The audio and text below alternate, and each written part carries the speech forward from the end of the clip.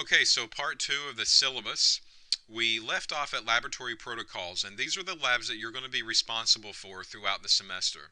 And we said that Group 1 and Group 2 labs will be due by the first test date on alcohols. We said that the Group 3 labs will be due by the due date on the benzene test. And then we said that the Group 4 labs, the Carbonyl section, will be due by the last Carbonyl test. So once again, they will be broken down into sections. Each section will have a due date. Those due dates can be found on your Blackboard site, and we will remind you along the course of the way throughout the class on when these lab books will be due. So that way you won't forget about them. And that will answer any maybe questions that you have along the course of the way. If I look at the labs and the type of labs that are going to be performed this semester, if I look at Group 1 labs, we're looking at two methods for the synthesis of phenacetin. So we're going to be looking at basically a drug, and we're going to be looking at how to make that drug in two different ways. And we're going to compare which way is better. And we're going to talk about why one route, synthesis route, is a little bit better than the other synthesis route.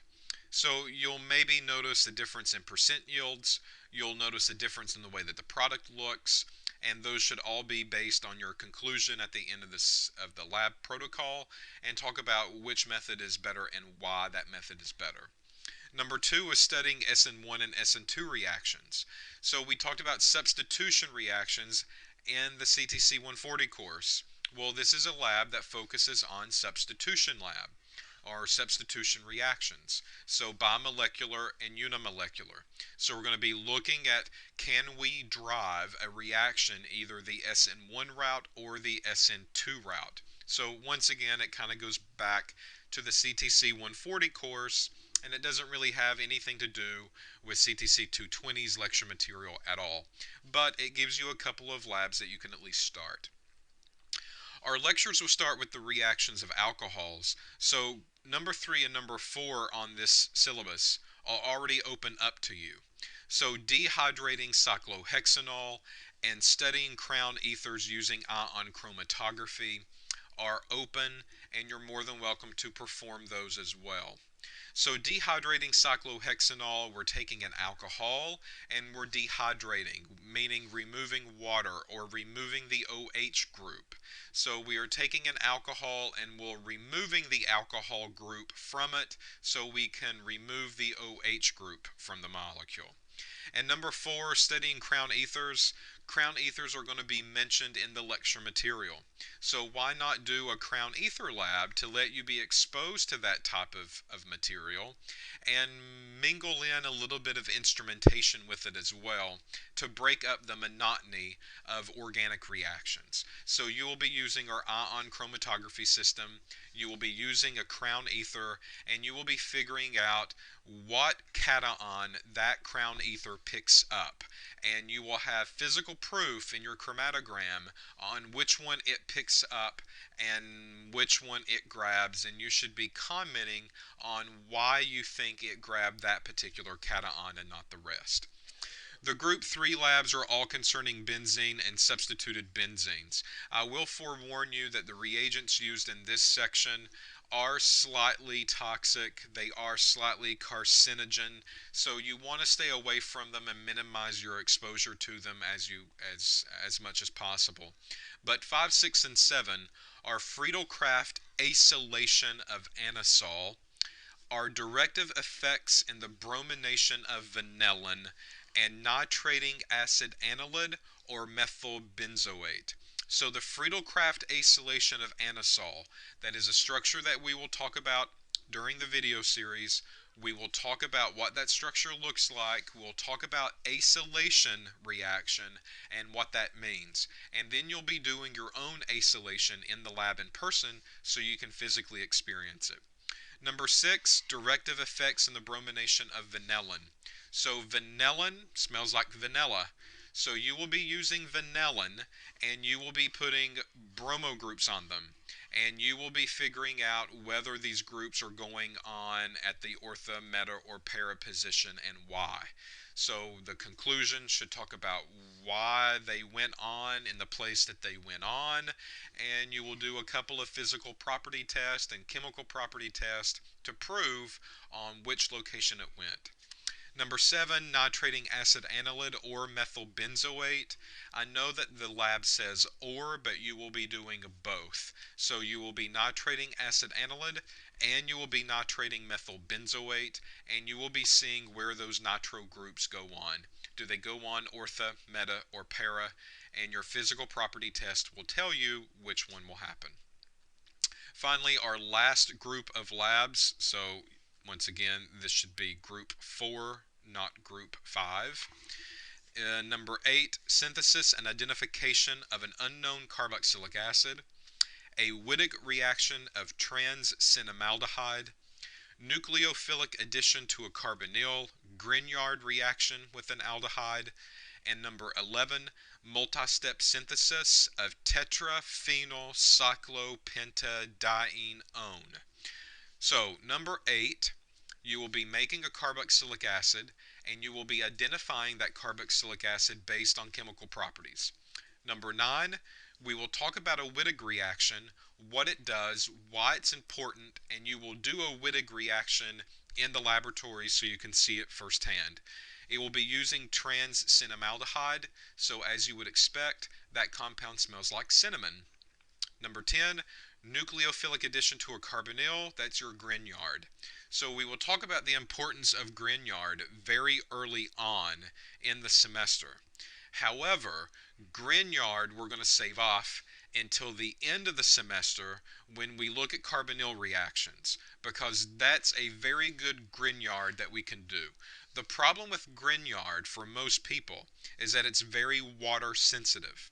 So if you're doing the Grignard lab, you need to understand that 1 drop of water can kill the reaction and it will not go forward. So you need to make certain that when you do the Grignard lab, that you do not have any traces of water at all. And I can't repeat that enough. No water for the Grignard. And number 11, multi-step synthesis of tetraphenylcyclopentadiene. So this is 6 lab days work. And this lab is broken down into 3 parts. The way that this lab is structured is that you will do the first part of the lab and get a product. You'll use that product to do the second part of the lab to get another product. And then you'll use that product to do the last part of the lab to get another product. So it's very important that you are very careful in the first 2 parts of the lab, because if those products do not turn out like they're supposed to, then the remaining products in the remaining part of the lab will not turn out like it's supposed to either. So what we do to fix some maybe time loss that can happen at this part of the semester is that you can settle for point deductions.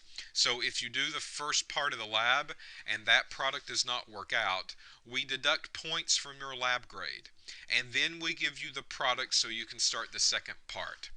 At the second part, if you make a product and you don't get the product that you're supposed to have, it's okay. We basically the product that you need, but in exchange you deduct more points. And then finally at the end you should end up with the right product, but if you don't, once again we deduct more points from your lab grade. So that is kind of a bartering system that we have for that particular lab. The next thing at the very end of the syllabus, you're going to see the lectures and you're going to see how they're broken up. This, once again, is just a recommended schedule. Because you're watching these videos online, you don't really have to follow this schedule, but if you want something consistent, if you want me to give you a system in place, then this is what I suggest. So the week of August the 26th, you will see lecture material listed. This is the lecture material you should be watching. This is the reading assignment that you should be reading out of the text. And then finally, the week of September the 2nd will be Test 1 alcohols. And that Test 1 will be performed on campus, and that test 1 will be a face-to-face test. So like 140, your test will be performed in person on a date, on a time, during lab. Not only that, but September the 2nd, that week of, the day of that test, is the day that the lab book will be due. So you'll be turning in lab books on that day as well. You can scroll through and take a look at the remaining dates. You can kind of see the test dates that will be coming around. You can see the reading material that will be coming around. If you look at the lecture topics, we're starting off with the reactions of alcohols, ethers, epoxides, and sulfur-containing compounds. We then go to organometallic compounds, so the organic chemistry of metals. We then go through reactions of benzene and substituted benzenes.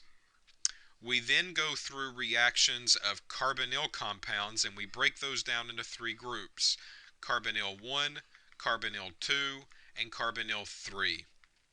Notice that the tests are on one topic only, so that means the test is only for one chapter only. That way it allows you to focus on the material that will be covered. The homework set due dates are also listed in the table at the end of the syllabus. Once again, these dates can change depending on the version that you have. And then the tests are broken down in a separate table for you, just so you can keep track of those test dates. So I hope that you have a good semester in CTC 220. You're going to see it's very similar to what we've performed in the past, and this is just a continuation of the wonderful world of organic.